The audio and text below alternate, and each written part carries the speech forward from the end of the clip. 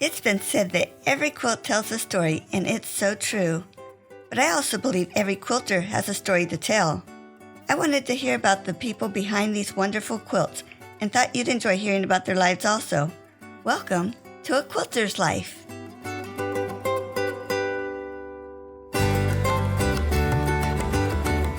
When I saw a post on Facebook about Lora Zmak finding out her quilt had been in the Let It Snow Hallmark Christmas movie, I reached out to find out more about her.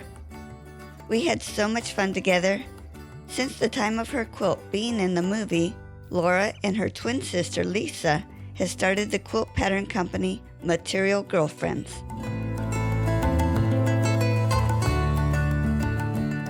Lora, thanks for joining me on A Quilter's Life. I am so happy to get to spend this time with you. Paula, it's great to be able to chat together, especially about quilting. There can't be anything more fun than talking about what we love. Let's start with, where were you born and raised? I was born in Walnut Creek, California.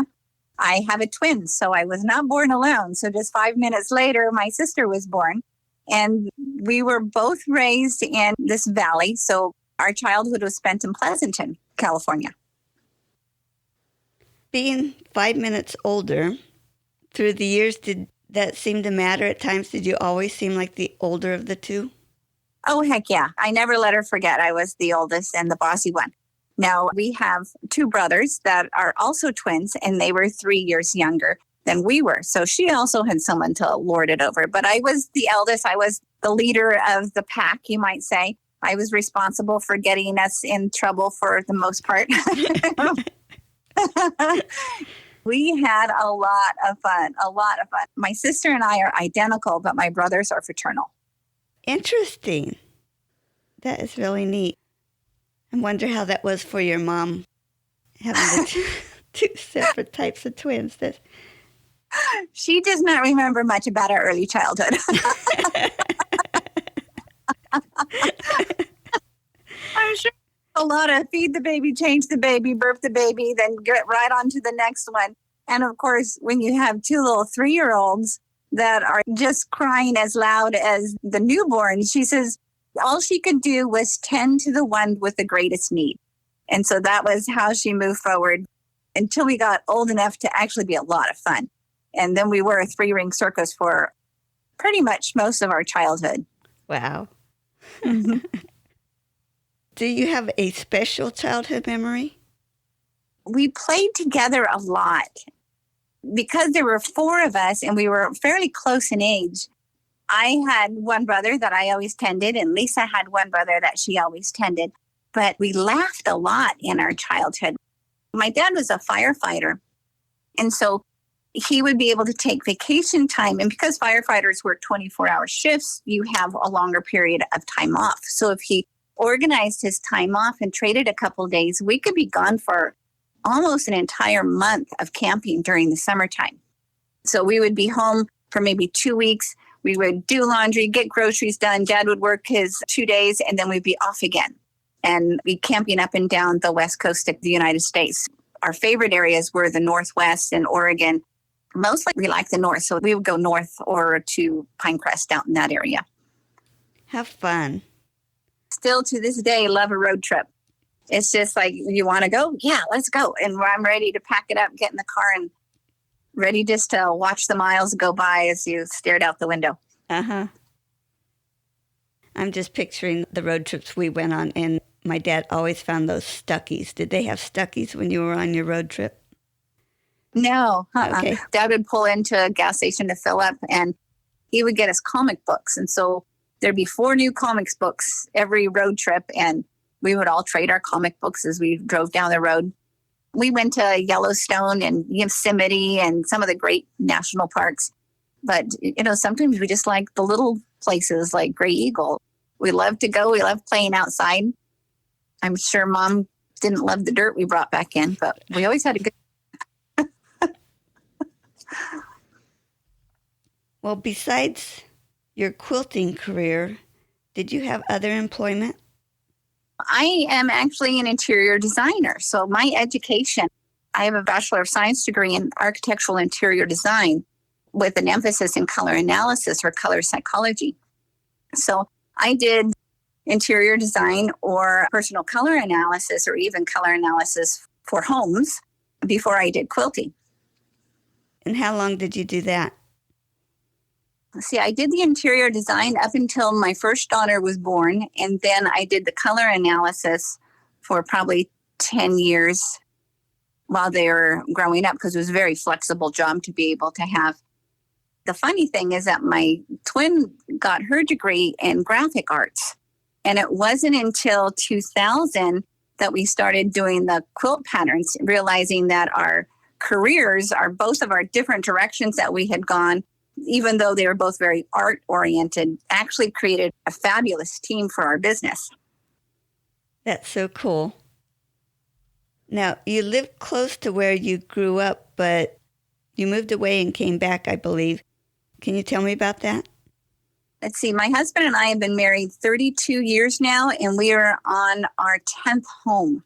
So we did move around quite a bit. He's in the video game industry, and so we've moved from Los Angeles to Utah up to Washington, Canada. We lived in the British Columbia area as well as the Montreal. And then once he decided to go as a freelance consultant, we were able to move back home to the Bay Area, California, where we are in need by our aging parents.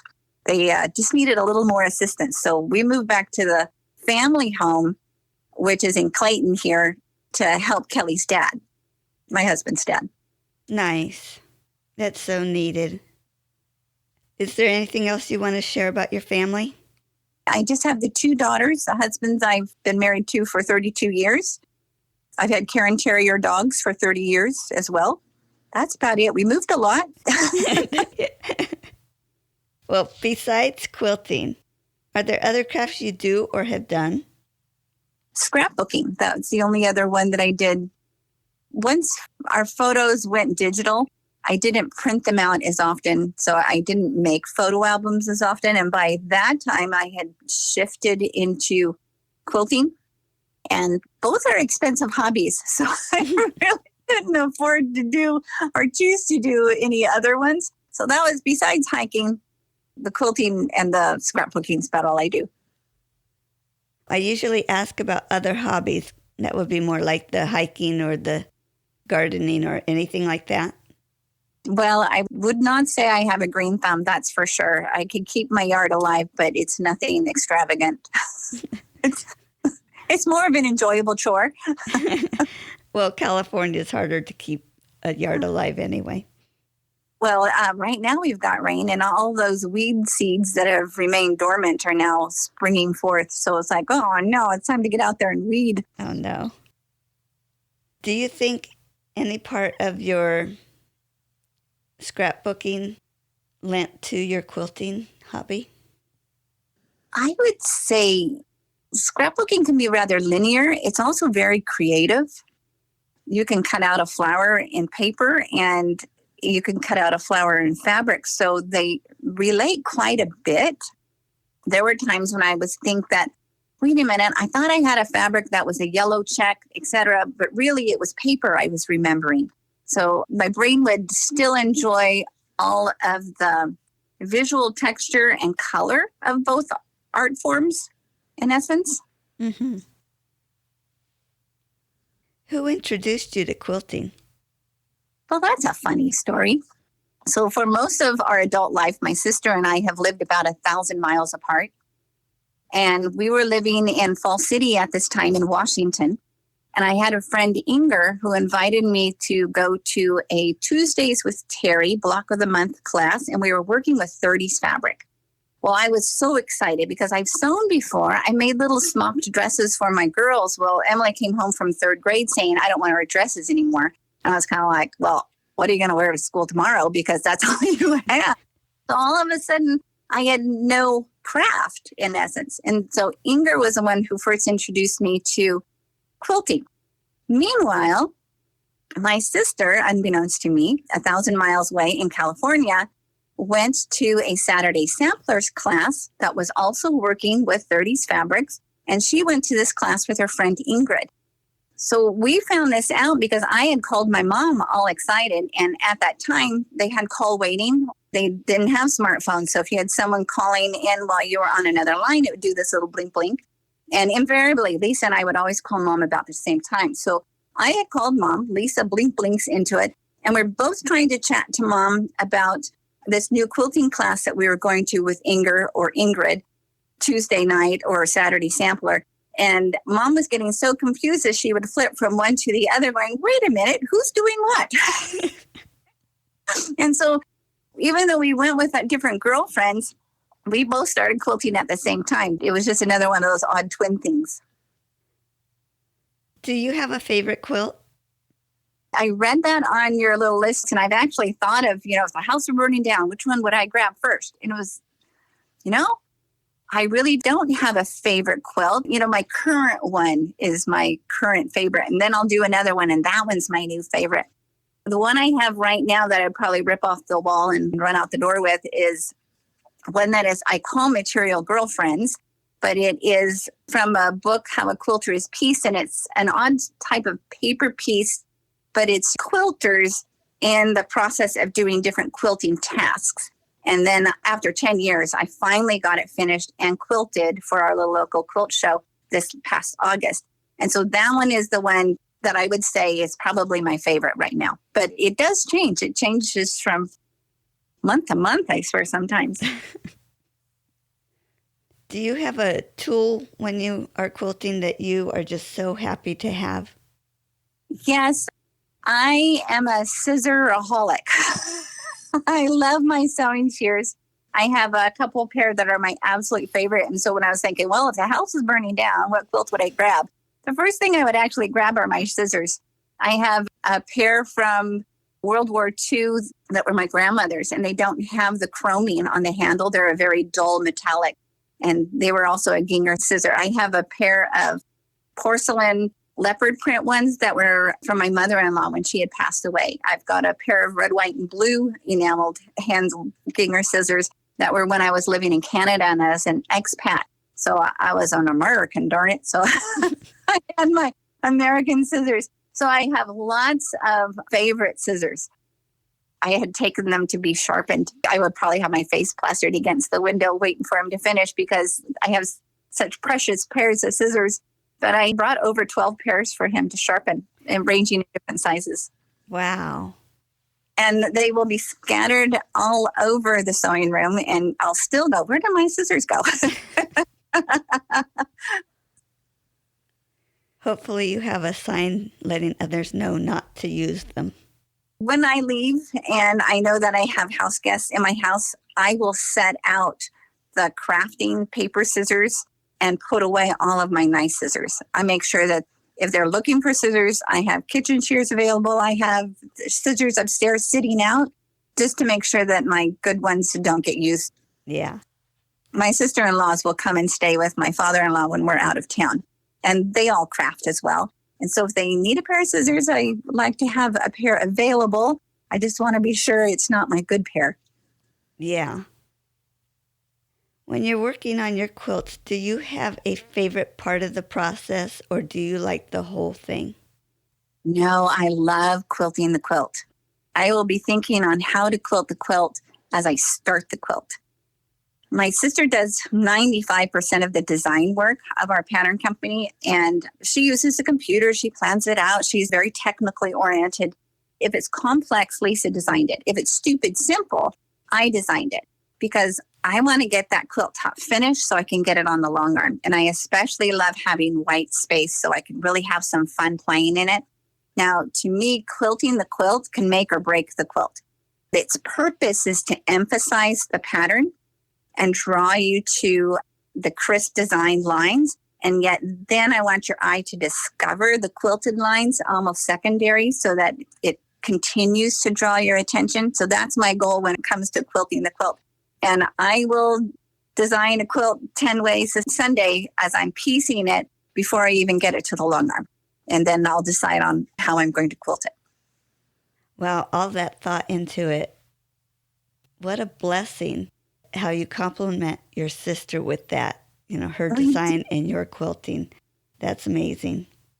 We're what's called mirror image twins. It's when there's that egg splits very late in the process and there's a reversal that happens. So I'm left-handed, Lisa's right-handed. I have a calic that goes one direction, her calic goes the other. She does all the graphics and computers and loves to start the quilt. I love the colors and the visual texture and the quilting of the quilt and the finishing of the quilt. So it really does, it takes the two of us to be one quilter. How cool. It is so neat. Tell me about your worst quilting experience. I used to quilt for hire just before COVID all hit. And I had a customer quilt. The design is one of our patterns, and it is called Christmas Morning Delight. And it has a Christmas tree in an applique in the center. And the Christmas tree is bending over, and it has a star that is entertaining the baby Jesus in a manger scene in the manger. And I usually draw rays of light, like from the Star of David, up and above from a viewpoint. Well, I'll pre-mark those with a water erasable fabric pen so that I can get my lines nice and straight, and then they disappear. What the problem was is that when I misted the fabric so that the pen disappeared, the moisture from the top of the quilt went to the back side of the quilt, and where those stitch lines were, it caused the batik to bleed to the front, where those beautiful rays of light from the Star of David over the baby Jesus manger. And it was like, no! And so even though there was no bleeding fabric on the top, that batik that bled from the backing was what was the issue. We were able to get it out, but it still causes me to shudder because it wasn't my quilt. It was somebody else's that I was quilting for them, which makes everything doubly worse. I was thinking 10 times. Yeah. Oh, I could just imagine how your heart sank with that. Oh, it did. It did. Because, it was all done. Had it laying out on the carpet. I misted away that last little bit of the blue lines. And then I turned away. And then when I turned back, it was like, oh, what is that?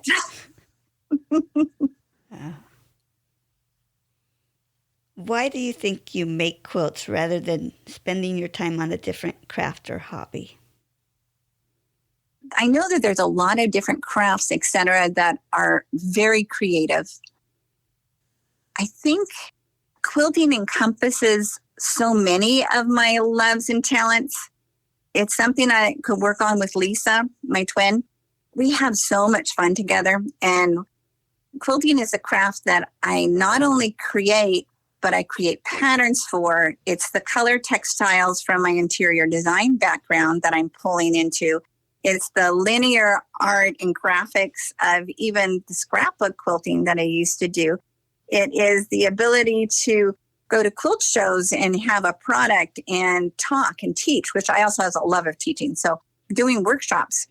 So it really does encompass so many of my passions other than just making a quilt and, putting it on a bed or giving it as a gift. Mm-hmm. Because the last thing I need is another quilt.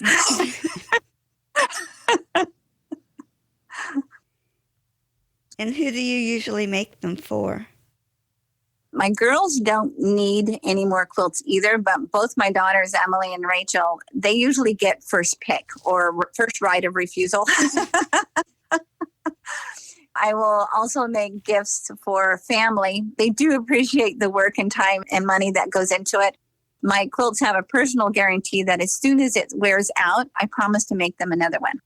And so last year around this time, I just finished a king-size quilt for my brother and his wife, Sue, because the quilt I made them wore out. Sue had asked if I could repair a few pieces that were threadbare. And I was like, Sue, this thing's a rag. I'm so embarrassed.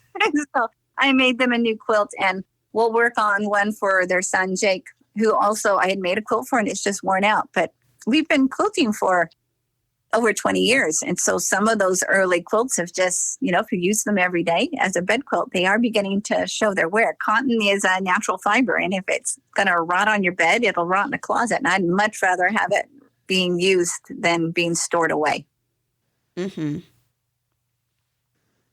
I'm excited to hear the background of your story on how your quilt ended up in a Hallmark movie. When we lived in Canada, we lived in a little town called Fort Langley in British Columbia. Now, British Columbia has a very large movie industry.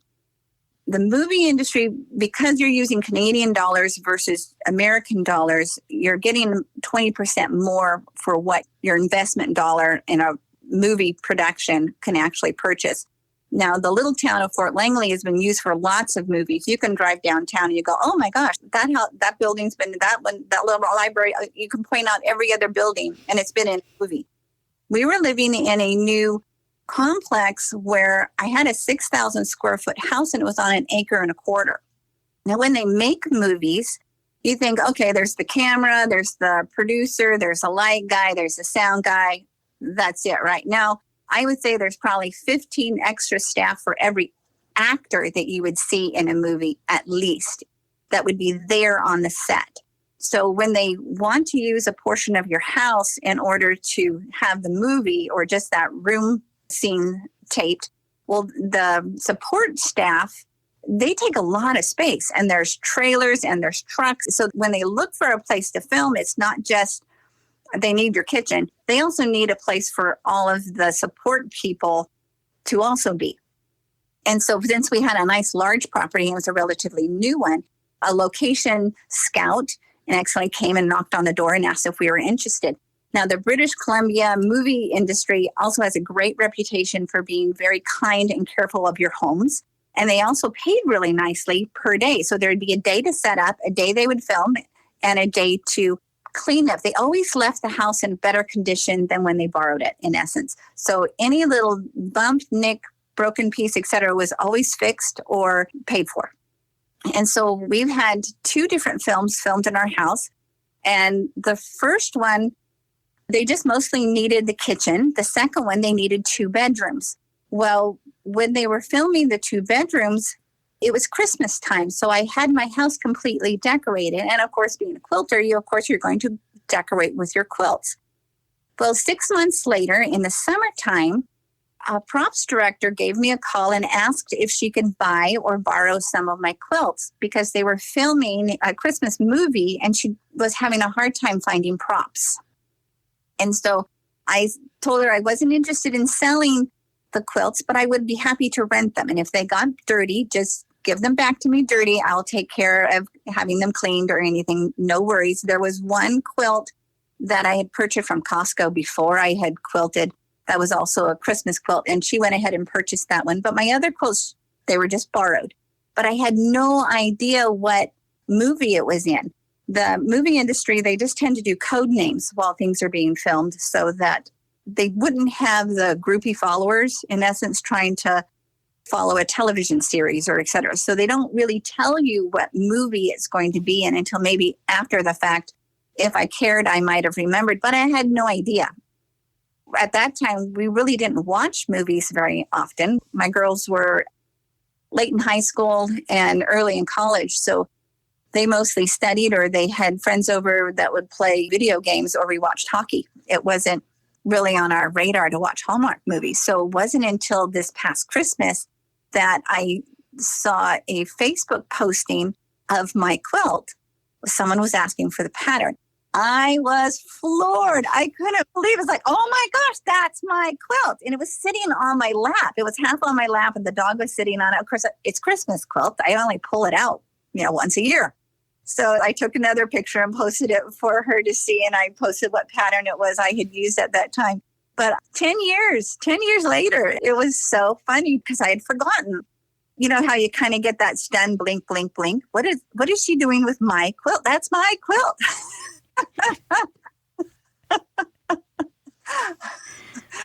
Kind of drops a little bit and your head cocks to the side.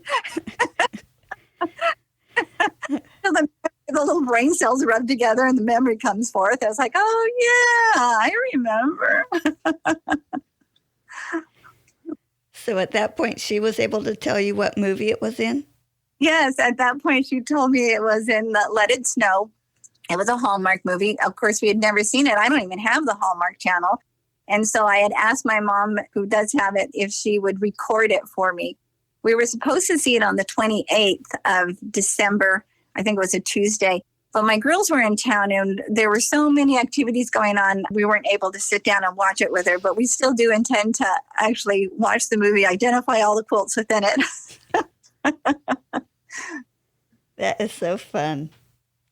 I think we had it posted, but did you want the pattern name for that movie quilt? What was the name of that? The pattern is in a book called 40 Fabulous Quick Cut Quilts by Evelyn Sloppy. And it was called Fall Frolic. And it's on page 64. Okay, great. Yep. Because I know that was a search when she was looking for the name of that pattern. Neat. Evelyn's, this book here has been one I have used for years. Absolutely years. I would say I'm a fangirl of Evelyn's. Oh, neat. Well, what are you working on right now? Currently on my long arm is a mystery quilt. So we do a mystery quilt every year for the past 6 years in February. And so the fabric requirements are the same every single year. It's 24 light 10-inch squares and 24 dark 10-inch squares. So all they have to do is bring a layer cake for the most part, and maybe a couple more, either lights or darks, etc. And then their basic tools, they cut it apart, they sew it back together. They might cut it apart again, but they never know quite what they're doing until we break for lunch. And then once they break for lunch, they get to see the end result. They'll, by that time, have made 1 or 2 blocks. So this is in the stupid simple category when I had described Lisa's and my different types of design process. So this is the stupid simple part. Now, the fun part about this stupid simple is that they're usually fast and easy, and they have grabbed the attention of, say, Jenny Doan of Missouri Star. She's promoted 2 of our stupid simple patterns where you take a 10-inch square, cut it apart, and put it back together. So the new mystery one, it will be coming out in February, etc. And so that's what is currently on my long arm.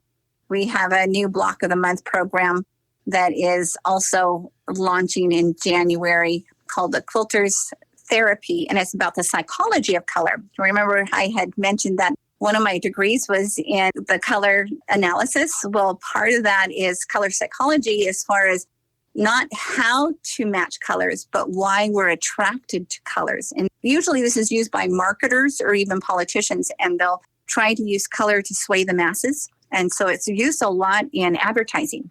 And some of it is emotional, some of it is subjective, some of it is proven. So, for example, if you fall asleep in a blue room, you'll fall asleep faster and stay asleep longer in a blue room versus any other color. So there are statistics they can prove, but then there are other ones that are still kind of on. It's why they call it a soft science, in essence.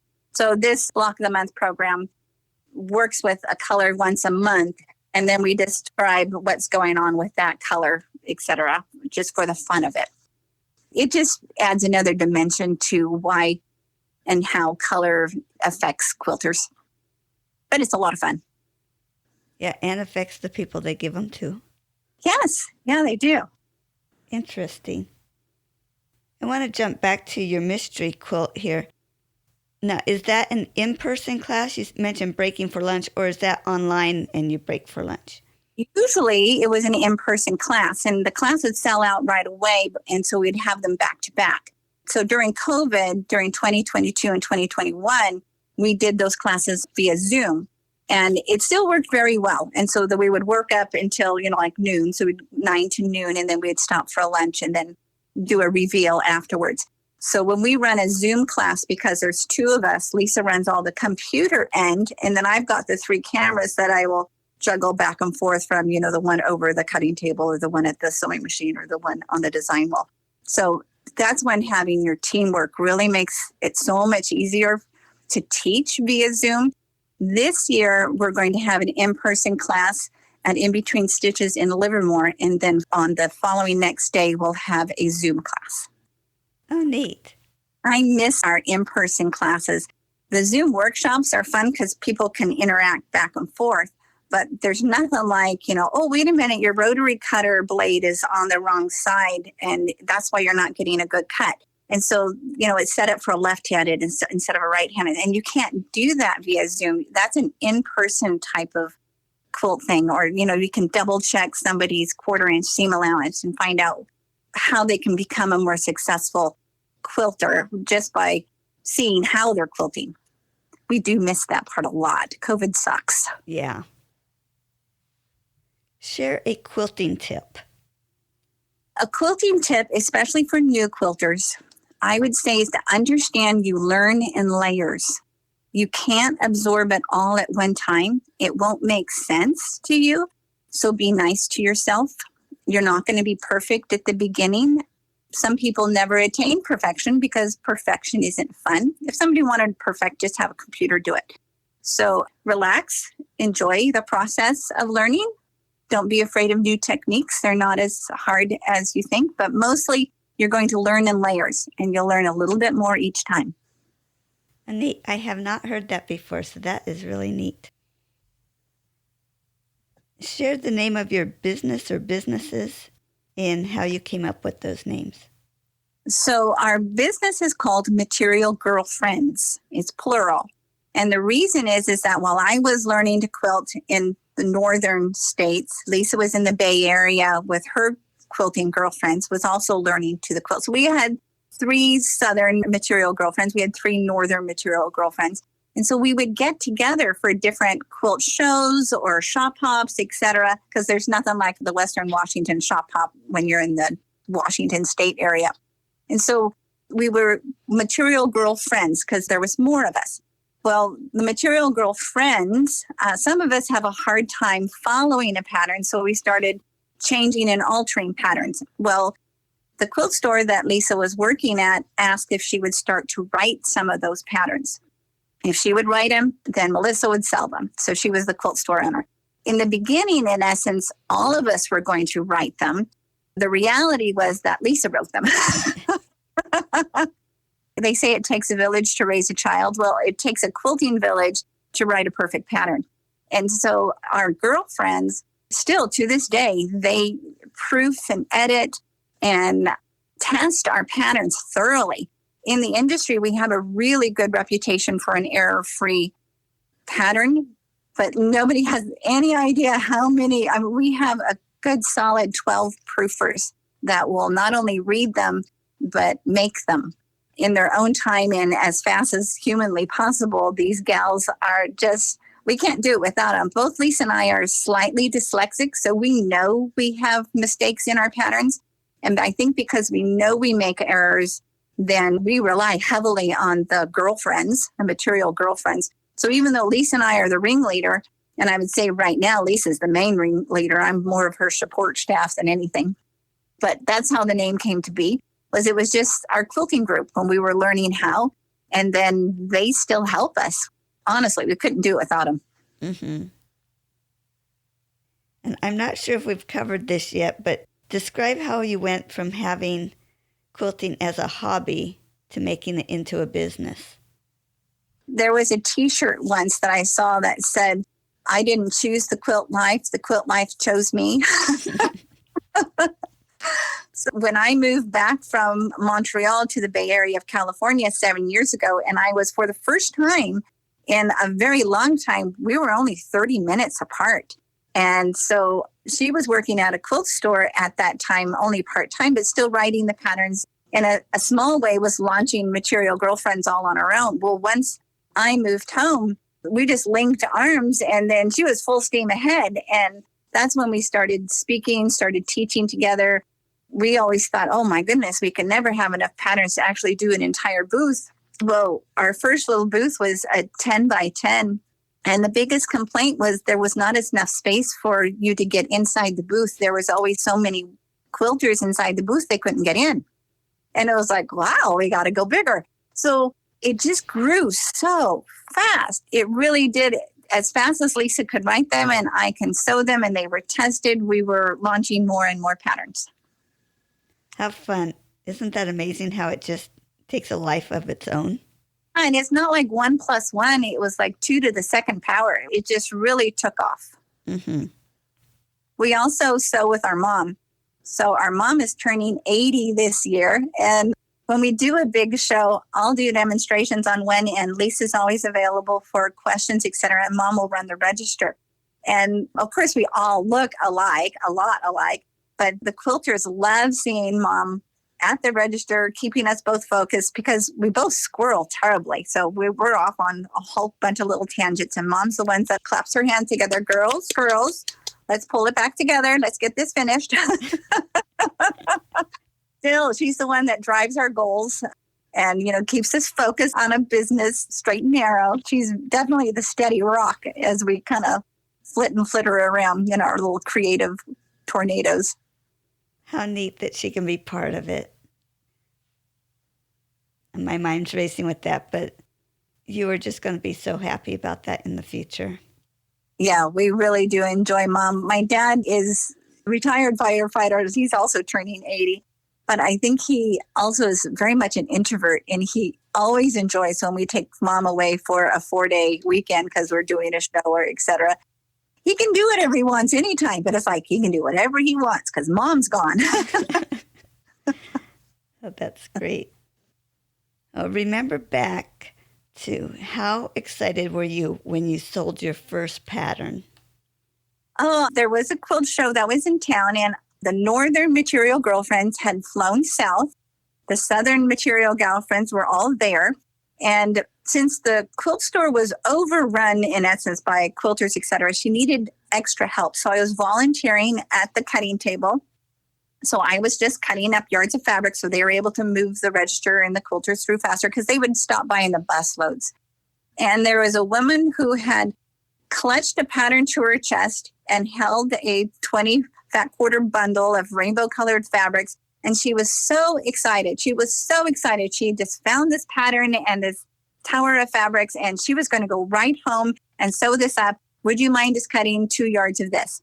Well, what she was holding was my pattern. It was one of my stupid, simple designs. It was called High Low. My nickname is Low. And so the family always thought it was a good chuckle to say High Low. So she was holding High Low, and the rainbow colors, it takes 20 fat quarters, 10 colors. You have a light and a dark of 10 colors. And they're in a rainbow palette. And she was just on cloud 9, and she was so happy to have found my pattern. That was my pattern. It just made my day. She was just happy as can be. And I was thrilled. That didn't matter if I was volunteering that day. I felt like I was made $1 million. Wow. Now, did she know that you had made that pattern? She had no idea. I told her, of course, and said, oh, well, that one's my pattern. I designed it. And so then she giggled even more, but we were both giggling like schoolgirls together. It was hilarious. How exciting that must have been. Yes, it was. It was the first time. I guess you always remember the first time. Mm-hmm. I saw something about Marcus Fabrics. Is that you? Yes. Since we have been designing for patterns for quite a few years, Marcus Fabrics designs fabrics, or fabric designers, and they also know that quilt patterns sell fabric and fabric sells quilt patterns. They kind of go hand in hand.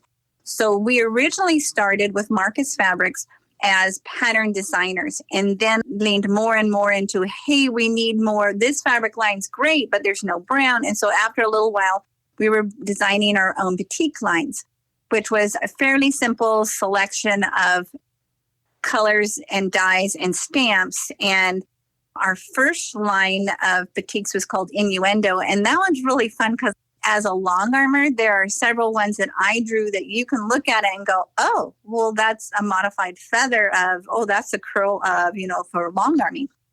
But our current line that they're just putting the promotional material through right now, it just came in yesterday. So it is called Christmas Mischief, or Naughty Elves. So the Naughty Elves is a panel, and then there's a line of fabric that goes with it. The Naughty Elves started as an idea. I had the idea for the block, I think 2 years ago. We were closing up the quilt store after one of our classes. Lisa had keys in hand, come on, let's go. And I was like, wait a minute, I've got an idea. And so I just sketched it out really quick on a paper towel. And then Lisa takes it from there and really makes it an awesome pattern. So this whole fabric line was an elaboration of this first 12-inch block. And so My sister loves applique and just shudders at having to do panels. I like doing panels because it means I can get them on the long arm faster, and panels are fun to long arm. So, but it cracks me up that one of her first line art pieces is actually a panel, and that has really given me a good chuckle. It's not her favorite thing to do, but I'm really excited about this line. I'm really, really excited. It's so much her style of drawing. You can see her handwriting all over it, and it's my idea that started all it. So it is back to that it takes the two of us to be one quilter. So it comes full circle. It really does. Well, there has to be so many steps in manufacturing fabric. I mean, it goes from your design to what before you get the fabric back? For us, and odd as it is, we'll go to the paint store. So we'll go to Home Depot and we'll stand there in the paint selection and pull out color chips. And we'll pull out color chips until we get what we like. Now, Lisa is the graphic artist, so she would have done on the computer the CMI, whatever chips it is. So she's got this little chip thing that she would do with the computer. But they say no, because when they send that overseas to get the batiks dyed, or if they send it to the fabric manufacturer, they need a color chip to go for. And so we use paint chips. Once we select our color chips, then they know what colors they're aiming for. So we've got another line of fabric that will be released in another 6 months that is still in the tweaking phase. So the blue came back where, we need a little more magenta added to it. There's not as much contrast in between the two levels of the colors, et cetera, et cetera. All the other 9 colors came out great, but it was still missing this 10th one in the blue. So we tweak the colors that way, always referring back to the original chip. Things that are drawn, I'll draw first just the sketch and the idea. Then Lisa will quite often digitize that and then tweak it and sharpen it on the computer. Then she's also able to add depth to that. So if I do 1% of the work, honestly, Lisa does 99 because she's the one who really makes it happen. Wow. We always say ideas are free. It's the hard work that makes them into either the fabric or the pattern. That is so much. Now, what were you guys thinking to think, we need this in fabric? We need to do this. How did that come about? Originally, with the first batik line, the first line was entirely pastels. It was all background fabrics. We love batiks because of the vibrancy of the color and the texture and the depth, etc. But there weren't enough backgrounds. And so we, in essence, designed a whole line of backgrounds, tone on tones that were either a light pink and a lighter pink or almost to the rainbow palette again. And then the other 2 lines after that were to go with Block of the Month programs, such as Willow Lake, which is birds and grasses and lakes and ponds, etc. And then we had a line that we actually canceled this last fall. It was for the Quilter's Color Therapy one that is launching now, but it was so close to the Hoffman design, we could not have made it. It was more of a marble. Even their colors were flat on. So I don't know how we worked in tandem on this, but it was like they beat us to the launch. They got their out first, so we thought, there is no need to copycat this. We'll just do solids, launch this one, and we've got the next one running. So we've got another Quilter's Personality one. That's the one that's coming out that we were working with the blues. So sometimes you get a good idea, you run with it, and someone's in there ahead of you. And then other times it's just like, well, it started as an idea for just a 12-inch block, but it's humorous. It's poking fun at, the naughty elf on the shelf. So this panel is very similar to the elf on the shelf, where you'll have a simple block, but the 2 pieces would be turned wrong, or you've got a naughty elf eating Santa's cookies, or you've got a naughty elf tangling up the Christmas lights.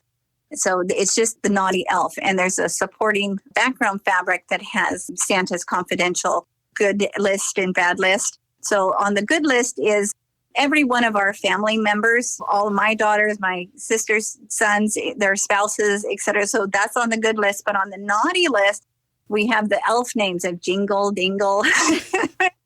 And then the very end is Papa. My dad If there's going to be a naughty one in the family, that would be my dad. So we have Grandpa and Papa listed on the naughty list because we were sure if they didn't call him a Papa, they called him a Grandpa, and they were naughty.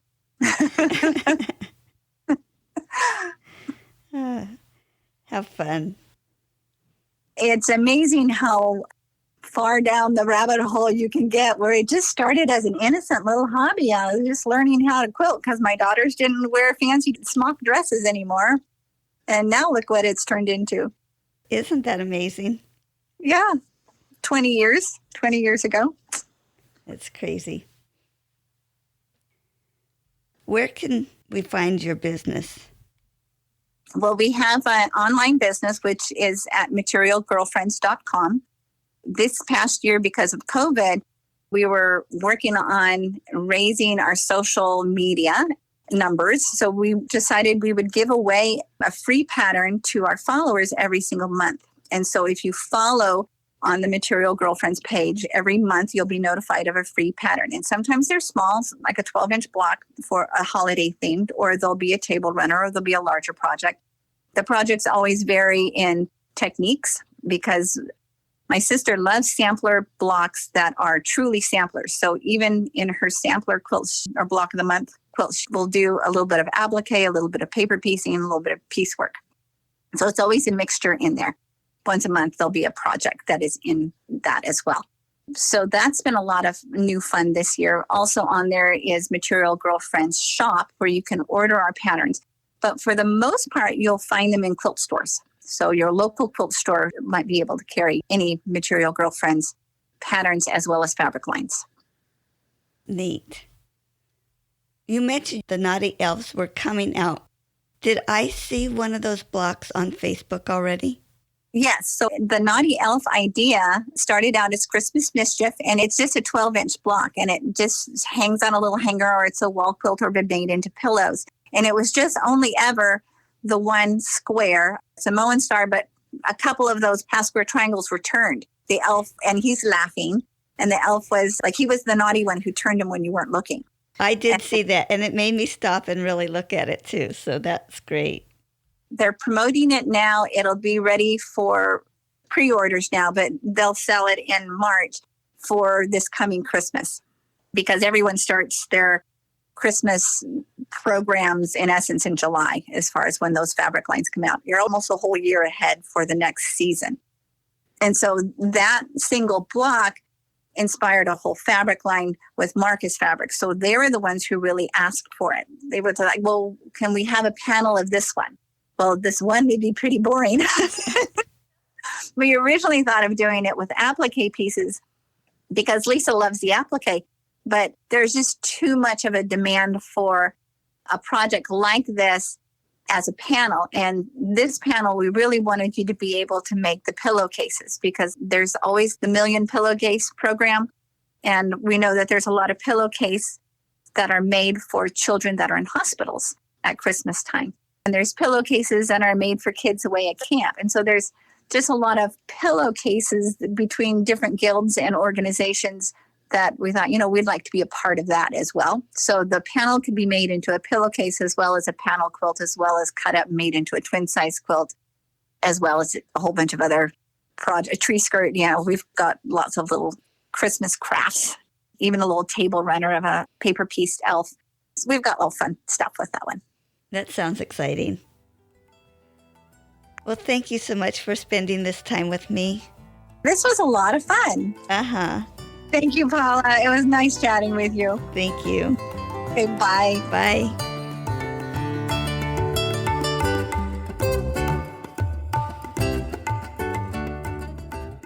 You can find more stories on aquilterslife.com or subscribe on your favorite podcast player so each episode will be downloaded automatically.